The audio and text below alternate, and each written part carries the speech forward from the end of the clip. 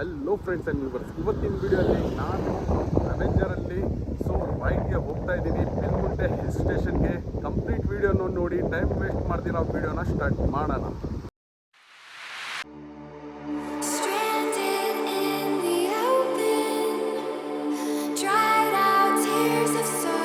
So friends, ಒಳ್ಳೆ ಒಂದು performance vehicle ಇದ್ದರೆ ಎತ್ಕೊಂಡು ಅವಾಗವಾಗ ಫ್ರೀ ಇದ್ದವಾಗ ಮೈಂಡ್ ರಿಲ್ಯಾಕ್ಸೇಷನ್ಗೆ ರೈಡಿಂಗ್ನ ಸ್ಟಾರ್ಟ್ ಮಾಡಬೇಕು ಫ್ರೆಂಡ್ಸ್.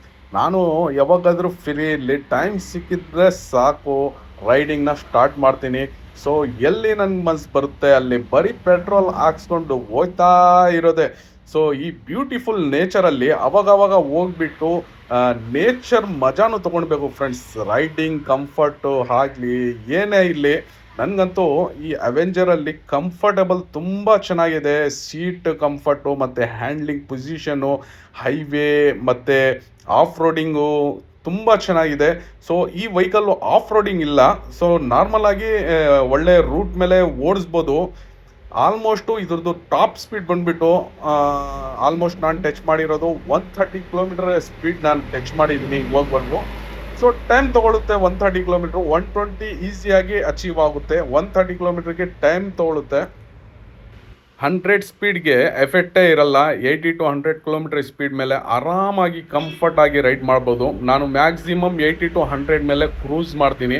ಆರಾಮಾಗಿ ನನ್ನ ಜರ್ನಿನ ಎಂಜಾಯ್ ಮಾಡ್ತೀನಿ ಫ್ರೆಂಡ್ಸ್. ನೋಡ್ಬೋದು ಪಿಲ್ಗುಂಟೆ ಈ ಹಿಲ್ ಸ್ಟೇಷನ್ ರೋಡು ಎಷ್ಟು ತುಂಬ ಚೆನ್ನಾಗಿ ಬ್ಯೂಟಿಫುಲ್ ಆಗಿ ಹಾಕಿದ್ದಾರೆ. ಸೊ ನೋಡ್ಬೋದು ಇಲ್ಲಿ ಟರ್ನಿಂಗ್ಸು ಹೇಗಿದೆ ಅಂತ. ಸೊ ಫುಲ್ ಬ್ಯೂಟಿಫುಲ್ ವ್ಯೂಸು ಇಲ್ಲಿ ಸಖತ್ತಾಗಿ ಕಾಣಿಸುತ್ತೆ. ನೇಚರು ಎಂಜಾಯ್ ಮಾಡಬೇಕಂದ್ರೆ ಈ ಥರ ಒಂದು ಜಾಗದಲ್ಲಿ ಬಂದು ಎಂಜಾಯ್ ಮಾಡಬೇಕು ಫ್ರೆಂಡ್ಸ್.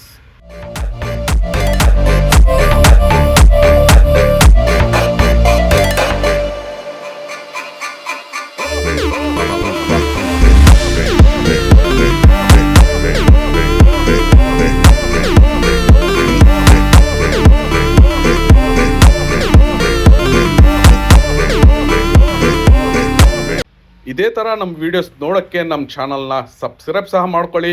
ವಿಡಿಯೋ ಇಷ್ಟ ಆಗಿದ್ರೆ ವಿಡಿಯೋನ ಲೈಕ್ ಮಾಡಿ, ಒಂದು ಹ್ಯಾಪಿಯಾಗಿ ಕಮೆಂಟ್ ಮಾಡಿ. ನೆಕ್ಸ್ಟ್ ವಿಡಿಯೋಲಿ ಸಿಗೋಣ. ಓಕೆ ಫ್ರೆಂಡ್ಸ್, ಬಾಯ್.